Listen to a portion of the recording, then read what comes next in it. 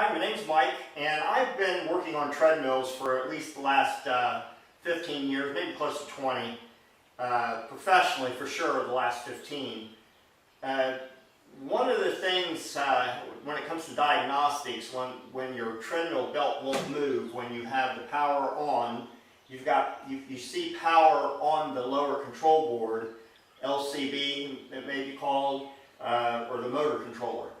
But this is typically the problem.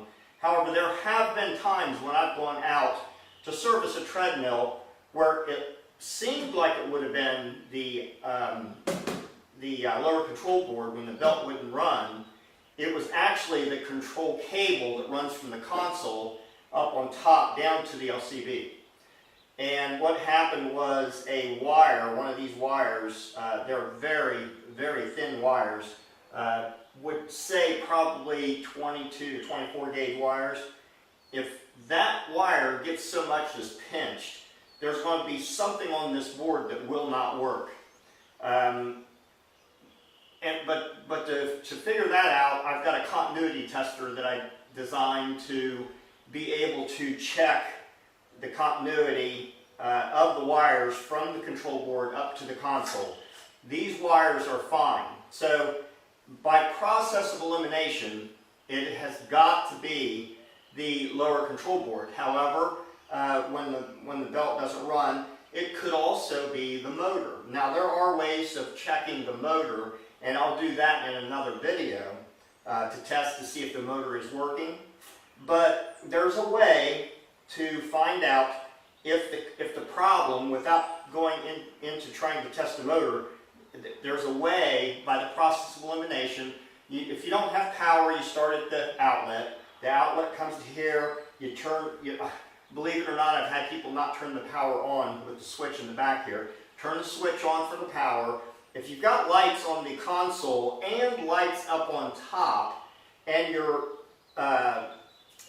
incline motor works, then more than likely it's the lower control board. But what I'm going to show you here is how you can test it. And this was by pure accident. I have no idea why I tried this, but it's a way that you can find out if it is actually the board or not the board. It's almost like driving a standard shift automobile. When the battery doesn't work, the car won't start. But the car will start if you give it a push and pop the clutch, get the motor running, then it'll run fine. Then you turn the motor off, and then you go to try and start again, it won't start because there's a problem somewhere. So the problem was with this particular control board, it is the main capacitor. And I have no idea why I gave this a shot, but I did. Now, all I need to do is come up on top here. Let's go ahead and reset the treadmill. Put the safety switch back on and hit start. This thing cycles through. The belt should start running. Right now, the belt should be running. The belt's not running, so what I did was I took a heat gun.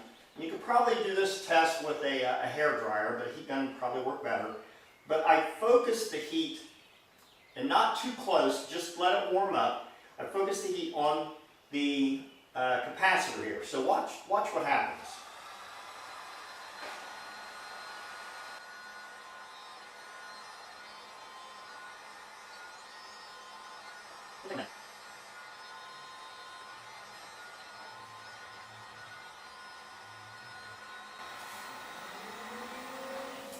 There it goes. You got the motor running now because we jump started it here with this capacitor. I don't know what is wrong with the capacitor, but it's definitely the capacitor because a DC motor requires a capacitor to get it to start, whereas an AC motor, which runs off of 110 on a treadmill anyway, does not. If you hit the buttons on the incline, you'll see that the incline goes up.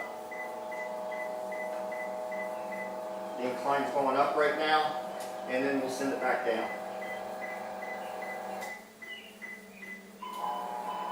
So Treadmill's going back down. And we're going to go ahead and turn it off again. Now the capacitor may be warm enough to where it'll start right away, but then again it may not. So we'll go ahead and pull the cord just to reset the treadmill. Put the cord back on, wait, hit start, wait for it to cycle. We'll see if the belt starts. It might not. Okay, it did. I guarantee if I let it sit here for a minute to let that capacitor cool down after warming it up, it won't. But let's go ahead and do that. Actually, what I'll do is I'll take my canned air here, and we'll cool the capacitor down.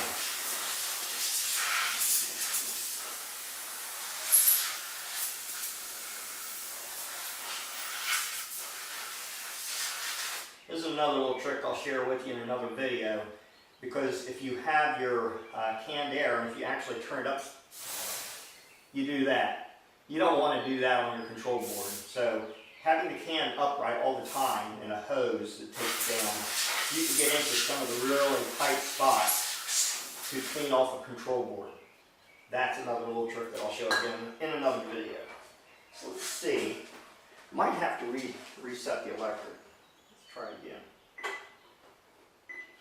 Needs to cycle through.